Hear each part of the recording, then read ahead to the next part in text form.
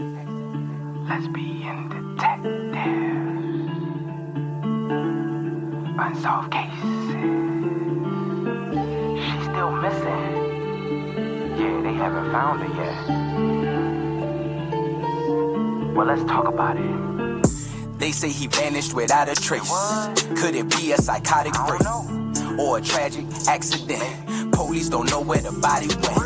Unsolved murders, body still missing. That's unheard. Where's the witness? Lesbian detectives, what's going on? City on high alert, this out the norm. He did what, the who? Man, that ain't real, these crimes ain't true. Then come uncover these theories with us. We live right now, tuning in is a must. Right now. Lesbian detective. Lesbian detective. We about to start the show, so get your popcorn ready, let's go. Pay attention to the message. I present to you lesbian detectives.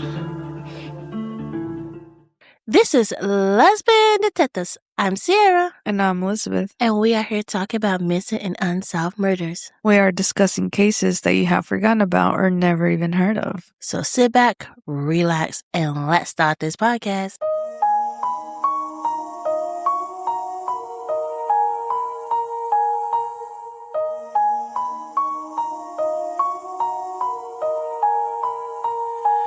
Welcome back, everybody. Thank you for joining us on a new week, new episode. And this is the last episode. For the gays?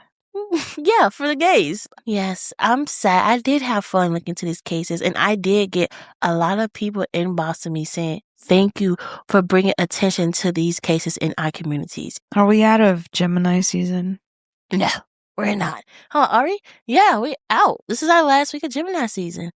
The 25th, I think, is our last day. I thought it was the 23rd. Oh, the 23rd? Hold on, let me look this up, guys. Yeah. Pause. Everybody look up when is Gemini season. Oh, Gemini you season out of over. it. You out of it. Gemini season is over what? Yes. The 20th. Oh, so we've been out. We've been out. Today is the 23rd. Cancer season. It's cancer. That's why we all crying. Cry baby cancers. And this episode will be released on the day of my mom's birthday. So that's why I'm calling you guys a crybaby cancer. So don't come at me. Don't come at me. But you guys are crybaby cancers. I was raised by one. You are crybaby cancers. This is the ending of Prime Month and also the ending of Gemini season. Welcome, cancers. I know my wife is very excited. The ending of Gemini season. This is not a good season for her. This case right here does deal with a gay man. I might not bring it up during the case, but I wanted guys to know this does deal with a gay man. Now let's say my favorite line. Now let's get into the episode. It's a Monday morning in New York City. The kind of morning where nothing feels out of place. The roads are already moving. The subway is already packed and people are already late for things they can't afford to miss. A young man wakes up in Brooklyn with a full day ahead of him. He has responsibilities to handle in the morning and later that afternoon he's supposed to meet his mother for lunch in Manhattan. It's a normal plan, the kind of schedule that doesn't raise concerns. Nothing about this day feels different. Nothing feels like it wouldn't go as expected. Before he leaves, he even speaks with his mother. It's a short conversation, the kind you forget about because it doesn't feel important at the time. No warning, no tension, nothing that suggested that this would be the last time she hears his voice. Then he leaves home and never comes back. At first, no one thinks much of it. In New York, people get delayed all the time. Trains run behind. Phones die. Plans shift without notice. It's easy to assume he's just running late. But as the hours pass and the day starts to slip away, that explanation stops making sense. Calls go unanswered. Messages don't go through. He never shows up for his appointments. And the longer the silence continues, the more something feels wrong. Because this isn't just a delay anymore. This is someone who completely disappeared. This is the case of Rashawn Brazell. Rashawn was born in 1986 in Brooklyn, New York, and lived with his mother, Desire. He was 19 years old at the time of his disappearance. Those who knew him described him as kind, respectful, and someone who often helps others in small but meaningful ways. His mother later shared that he had once told her, "Mom, if I ever leave, I want to be remembered for great things," a statement that would take on much deeper meaning after his death. On the morning of February 14, 2005, Rashawn spoke briefly with his mother before leaving their apartment in Brooklyn. It was Valentine's Day, and he had plans for the day that included meeting with his accountant and a late lunch with his mother in Manhattan. Around 7:30 a.m., someone rang the buzzer. Rashawn went downstairs. Witnesses later report seeing him outside with an unidentified man. The two were seen walking away from the building together and then entering the subway system at Gates Avenue. They were later believed to have exit North Stand Avenue. Rashawn is never confirmed to be seen alive again. There are no phone calls and no arrival at either of his scheduled appointments. Within hours, concern began to grow. What intentionally seemed like a delay turns into a missing person investigation. 3 days later, on February 17, transit workers inside a subway tunnel along a train line between North Stand Avenue and Franklin Avenue made a disturbing discovery during routine work. Inside multiple black garbage bags placed near the tracks and an emergency exit, they found human remains, including a torso, legs, and an arm. Near the remains, investigators also uncovered a black and beige MTA Roscoe tool bag. The bag was a prototype model, one of only 15 ever made. Inside the bag was blood evidence. It suggested that the person responsible may have had knowledge or access to the subway system in a way that most people would not. Over the following days, additional remains were recovered at recycling facilities in Greenport, Brooklyn. These remains were also found inside garbage bags. By the end of February 2005, forensic testing confirmed that all of the recovered remains belonged to Rashawn Brazell. One of the most significant and disturbing details of this case was that his head was never recovered. Once Rashawn was identified, the investigators shifted from a missing person case into a homicide investigation. Detectives worked on reconstructing his final movements, focusing heavily on subway systems and the location where his remains were found. The scattered nature of the remains suggested deliberate movements across multiple locations in Brooklyn, and investigators believed that the person responsible had a level of familiarity with the transit system. Despite early attention and national cover, including features on America's Most Wanted, the case did not produce immediate arrest.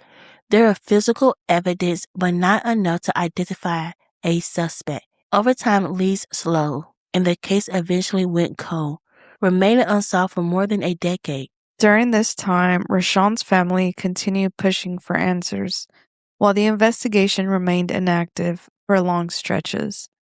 The case became part of a large group of Brooklyn's cold cases that were periodically reviewed as technology and investigative methods improved. In 2017, investigators began re-examining older Brooklyn homicide cases, using updated forensic methods and cross-referencing evidence from multiple investigations.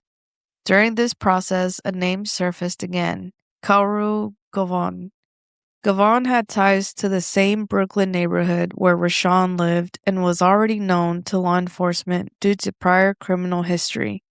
He was also incarcerated in Florida on unrelated charges at the time investigators began looking more closely at him.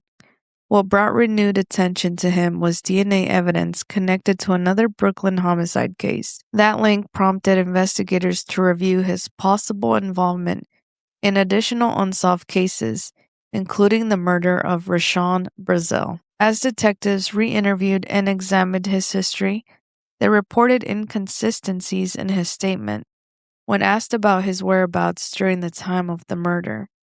That shift was enough for investigators to move forward with an arrest. After years of no movement in the case, Gavon was arrested and charged with the murder of Rashawn Brazell. For the first time since 2005, the case was active in a courtroom setting.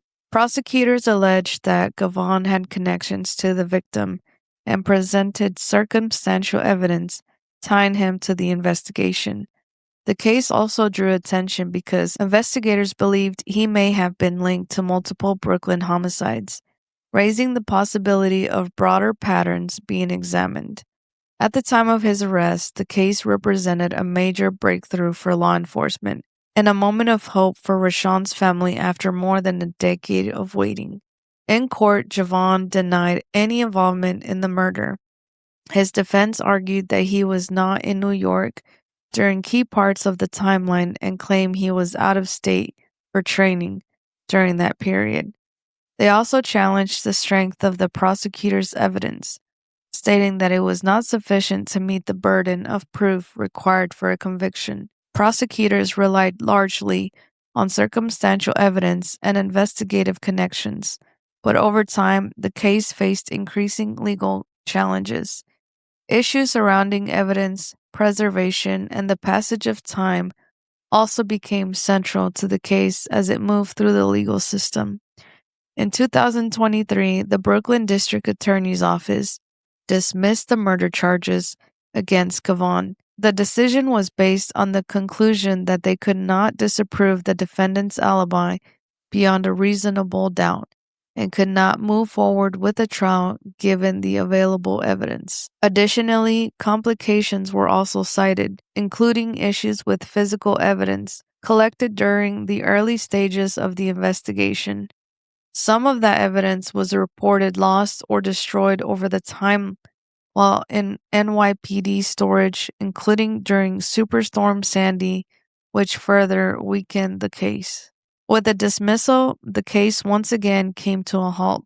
There was no conviction, no trial verdict, and no final legal resolution. The murder of Rashawn Brazell remains officially unsolved in court. A suspect was identified and arrest was made. Charges were filed, but the case never reached a conclusion in front of a jury. More than 15 years later, the same question remains. What happened after Rashawn entered the subway system on that morning in 2005? And who was responsible for what happened next? And for his family, the case remains open in the most important way, still waiting for full answers. But before we end this case, let's remember the victim. Rashawn Brazell was only 19 years old when his life was taken in February 2005. He wasn't just a name in the case file or a headline in the news story. He was a son, a friend, and a young man with plans for his future. His mother, Desire, had spoken about the kind of person he was, someone who helped others without being asked, someone who gave food away, shared what he had, and looked out for people in his community. Once she shared something, he told her, "Mom, if I ever leave, I want to be remembered for great things." That's what makes this case even harder because the life he was building and the impact he was already having was cut short before the world really got to see it. This case is still unsolved in court. There has been no conviction, no final answers. But Rashawn Brazell is not forgotten, and neither is the search for what happened to him. This is the case of Rashawn Brazell. Now let's get into some theories. Let's get into some theories. Everyone is a suspect until proven guilty. Let's get into some theories. Let's begin detectives. What type of thoughts you thinking? What theories running through your mind? I'm thinking all types of suspicion. Uncover the truth, what we can find. Witness say they saw somebody creeping out the back door. What you think they did it for? That's so crazy, I'm not sure. They found a car, where could she be? Here go another puzzle piece. Researching through your history. It's plenty unsolved mysteries. Everyone is a suspect until proven guilty. Let's get into some theories, yeah. Let's get into some theories. Everyone is a suspect until proven guilty. Let's get into some theories. Let's begin detectives. You or me? Good. One day you gonna say you. Guys, I'm stuck. Like, thinking, I have never been to New York and my wife been to New York. I know, like, watching Law and Order. I don't know much about New York, but usually on the subways, they do have cameras. Like, am I right? Am I wrong? Because like I know it's like certain like cameras point like when they come in or like when they exit, like you see like the person. And don't you have like a card to like scan, like to get on subway? Guys, I'm very new at this. Like I'm trying my best. So please do not beat me up in these comments, okay? I am trying. I just should have TikTok this, but I really didn't TikTok this. I am so sorry for not being prepared about subways in New York, but I would do better one day. Wife, take me to New York. But I watching like Law and Order and seeing some of the crimes that happen in New York on the subway, they have cameras. They really don't have cameras in a lot of places, but I know they have cameras. So around 2005, I'm looking like, they should have a camera around that time. It's around 9/11, 9/11. It's after 9/11. So yeah, they should have cameras. They should be more high tech. So I'm trying to figure out how we don't have him on camera. And I know New York has a lot of cameras in different parts. So like I'm confused on why we didn't have a camera anywhere or see him get on the subway, seeing who he was with. I really wish like his neighbors like say like, hey, this is how the person looked. Cause like the neighbors saw who he was with. That could have really helped the police a little bit because I'm kind of glad that this man wasn't really charged. If he didn't do it, okay, but he do seem like a dangerous man. But also, I'm glad they counsel like, hey, like we're not gonna take him and try no more because if he did get convicted, like if he did get set free, they couldn't try again. Double jeopardy. So I'm kind of glad, like, hey, like our case is not strong at all. But it seemed like they had so many evidence, even with that bag with the blood inside of it. Did we test that, guys? I mean, I feel like we did, but like, what came about of it? It's like it's so much stuff that is stuck that I'm stuck on. I feel like it wasn't a stranger. I don't think it was a stranger. I think it was somebody he know because for that person to buzz and he immediately went down. I don't think the police was ready to take this to trial. I don't think we was ready. I'm gonna be honest, and I might get hate. I don't think it was him. It probably was him, but the police aren't giving me a lot of evidence to believe it was him, okay? You're not giving me nothing. They don't have anything. They're like, okay, this might be the guy. But you're not showing me, like, why we think it's him. How? I feel like it could be the person that buzzed into the apartment complex. Obviously, this person was picking them up. You mentioned it was Valentine's Day, so it could have been somebody, that was DL or somebody who was homophobic. I don't know how they met. There's not a lot of information, but just coincidentally, you see this person and then what? Like he's gone. The neighbors said that they saw somebody, but I don't know if they could describe the person. The person that they believed was the suspect, did he look similar to, right? So I mean, it's hard to have a theory when you don't have a lot of information. This case is like a what if situation. Like, what if, what if, what if? It's nothing like even the police is bringing me hard facts and believing like this may be the guy. Like, when I say like, oh, they might have somebody, I'm like, okay, okay, you guys didn't bring nothing strong for him to be convicted. If you want this man to be convicted, you got to bring something strong for him. And it's like, also, it's hard for his mom because she's like, oh my God, like we felt my son killer. And the police like, oh no, we had to let him go because we didn't have a lot of evidence. Like, why did you put her through so much emotions and you didn't have the evidence? Like, her son was building a career. So hard about doing cases with young people who's starting their career for him to say like, Mom, I want to be remembered for my greatness. Like, I want people to remember my name. And it's like, we're not remember his name as how he wanted to be remembered. Like, we remember him like, oh, somebody unalive him in a vicious way. We not remember his greatness. Like, he had an accountant at 19 years old. Like, I do not have an accountant. Like, how do I get an accountant? Like this, he had his future set for him. Now, what happened? Like, somebody killed him so bad. And his mom, like, she had to bury or cremate a half body. She never got her son's head back. Like, what the blank you did with the head? Or like the head probably got like tossed with the other body parts and you just never seen it again. Oh, that was a trophy. Ooh, trophy. Yeah, that's a lot of people take. Oh, that was a Criminal Mind episode. He killed all the body, like killed everybody, but he kept the head in the freezer. So many Criminal Minds episodes I could talk about. I'm stuck because it just told me the what if, and I don't have a good theory for you guys. Like, I'm trying, but it's like this case, I am stuck because it's like I don't have the evidence in this case. It's just so small, not a lot of detail, but you know us, we're gonna still bring it to you. I think it was somebody that he knows for sure because he trusts them. I think it's somebody he recently met.